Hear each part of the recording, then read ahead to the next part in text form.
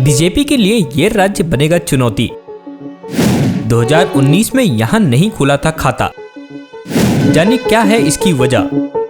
नमस्कार दोस्तों, मैं रतन सिंह और आप सभी का ट्रिगर न्यूज में स्वागत है। हाल में हुए कुछ सर्वे को कसौटी माना जाए तो सत्ताधारी बीजेपी की 18वीं लोकसभा के लिए अगले साल अप्रैल और मई में संभावित आम चुनाव में स्थिति मजबूत नजर आ रही है। इसके बावजूद देश के कुल 36 राज्यों और केंद्र शासित प्रदेशों पर नजर डाली जाए तो 11 ऐसे क्षेत्र हैं जहां बीजेपी पिछले 2019 के लोकसभा चुनाव में अपना खाता भी नहीं खोल पाई थी। आखिर क्या थी इसकी वजह? इसका अंदाज पिछले चुनाव के रिजल्ट का आकलन करने पर ही जान पाएंगे। केंद्र शासित प्रदेशों और राज्यों को मिलाकर कुल 11 क्षेत्रों में सत्ताधारी बीजेपी का खाता भी नहीं खोल पाया था। इनमें दक्षिण के 3 प्रमुख राज्य तमिलनाडु, आंध्र प्रदेश और केरल शामिल हैं। इसके अलावा पूर्वोत्तर के भी कई राज्य ऐसे हैं जहां बीजेपी को अपनी उपस्थिति दर्ज करानी बाकी है। इसकी एक बहुत बड़ी वजह यह भी है कि यहाँ हिंदू वोट बैंक की कमी और क्षेत्रीय जातियों और उनकी पार्टियों का विधानसभा में सत्तासीन होना। इन राज्यों में सिक्किम, मेघालय,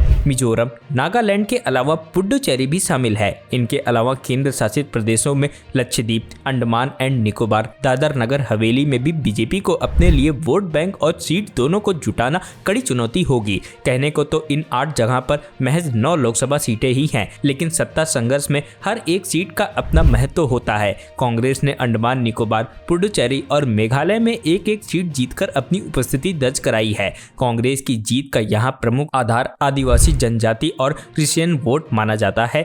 बीजेपी को इन जगह अपना आधार मजबूत करना पड़ेगा। वहीं महज 1 लोकसभा सीट के लिए यहाँ की स्थानीय पार्टियों को हराना किसी भी राष्ट्रीय एवं बड़ी पार्टी के लिए असंभव का प्रतीत होता है। यह तभी मुमकिन है जब ये स्थानीय दल किसी बड़े गठबंधन जैसे Indian national developmental inclusive alliance India या फिर नेशनल डेमोक्रेटिक अलायंस एनडीए में शामिल हो जाए। बीजेपी ने अरुणाचल प्रदेश और त्रिपुरा में वहां की दोनों सीटें जीतकर पूर्वोत्तर में अपने पैर जमाने शुरू कर दिए हैं। इसके अलावा बीजेपी ने मणिपुर में भी 1 सीट जीतने में सफलता पाई है। 1 सीट उसने अपने गठबंधन के साथी दल एनपीएफ को दी थी, जो एनडीए के खाते में आई। अगर भारत के सीमावर्ती राज्यों की ओर देखा जाए तो बीजेपी का पिछले चुनाव में जम्मू कश्मीर में भी अच्छा प्रदर्शन रहा था। यहाँ वह 6 में से 3 सीटें जीतने में सफल रही। कर्नाटक और तेलंगाना को छोड़ दे तो दक्षिण किले के 3 ऐसे मजबूत गेट हैं जिन्हें भेदना बीजेपी के लिए संभव नहीं हो पा रहा है। इनमें तमिलनाडु, आंध्र प्रदेश और केरल शामिल हैं। इसकी वजह मुसलमानों के साथ साथ क्रिश्चियन वोट बैंक पर स्थानीय पार्टियों की मजबूत पकड़ है।